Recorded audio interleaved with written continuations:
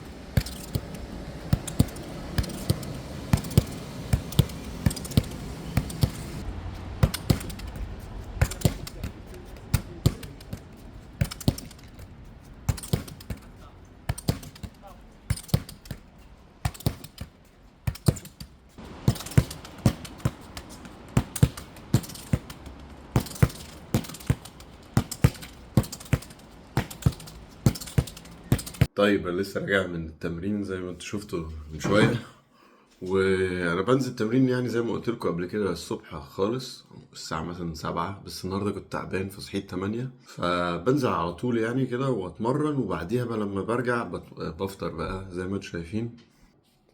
الفطار بتاعي العادي توت وموز وشوفان ومكسرات وشوية عسل.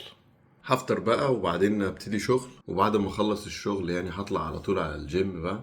بحاول برضو في النص اعمل الاكل لنفسي وبعدين اطلع على الجيم على طول يعني. طيب دلوقتي لسه مخلص شغل فهنزل على الجيم على طول. النهارده الخطة زي ما انتوا شفتوا، بس اتمرنت كده خفيف كورة، ودلوقتي بقى عايز اشتغل على النفس بتاعي واللياقة البدنية يعني على المكنة بتاعت الجري في الجيم. فزي ما شفتوا في الحلقات اللي فاتت برضو هتبقى حلقة كلها جري تقريبا يعني، والتمرينات بتاعت القوة يعني. يلا بينا يا شباب. لسه مخلص الجيم الصراحة، للأسف ما عرفتش أصور عشان ما كانش فيه خرم إبرة أصلا في الجيم، وحتى فضلت مستني شوية عشان أعرف أطلع على المكنة بتاعت الجري.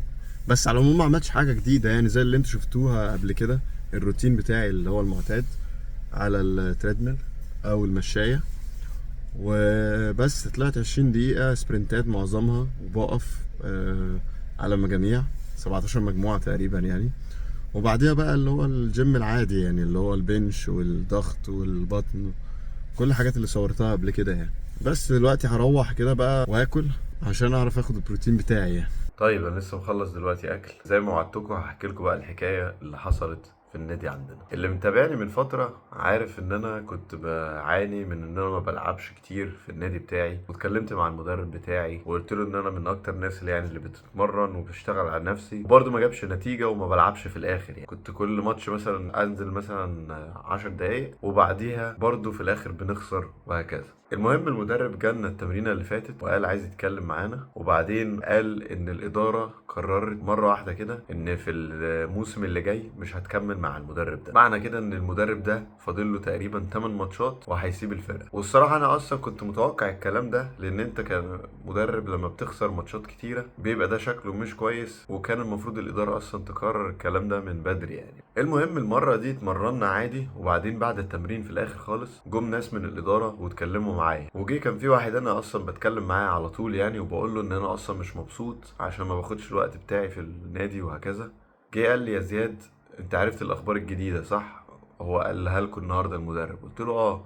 قال لي: طيب زي ما انت شايف كده يعني المدرب مش هيكمل، فاحنا هنبقى مبسوطين جدا يعني ان احنا نكمل معاك وان انت تفضل في النادي، وحتى لما المدرب الجديد يجي ده يعني هيبقى حاجة كويسة ان انت برضو تبقى موجود معانا في النادي. والمهم ان هم قالوا لي يعني اكتر ان هم عايزيني في النادي يعني. فده طبعا كلام فرحني يعني من الاداره، وانبسطت ان هم جم اتكلموا معايا وقالوا لي ان هم عايزيني يعني افضل في النادي يعني. المهم انا بقى بشرح لكم الكلام ده كله ليه؟ لان انا اتعلمت درس وعايز اشاركه معاكم عشان كل اللي بيتفرج عليا برضو يعرف يستفيد. الدرس ده بقى هو ايه يا سيدي؟ ان انا الفتره اللي فاتت كنت بتمرن وبجيب اخري وبعمل اللي عليا، وفي الاخر برضو لسه في حاجات انا مش قادر اتحكم فيها زي مدرب مثلا بتاثر عليا وبتحسسني يعني ان انا محبط شويه. بس المهم اللي انا عرفته بعد كده ان اي فتره انت بتعدي بيها فهي زي ما تقول فتره زمنيه، ايا كانت هي مثلا شهر، 3 شهور، 6 شهور، ايا كان اسبوع، اسبوعين، فهي فتره وهتعدي. يعني هي عمرها ما هتفضل طول الوقت كده وحشه، او عمرها ما هتفضل طول الوقت كويسه. فانت اهم حاجه بس في الفترات اللي هي بتبقى حاسس فيها ان انت محبط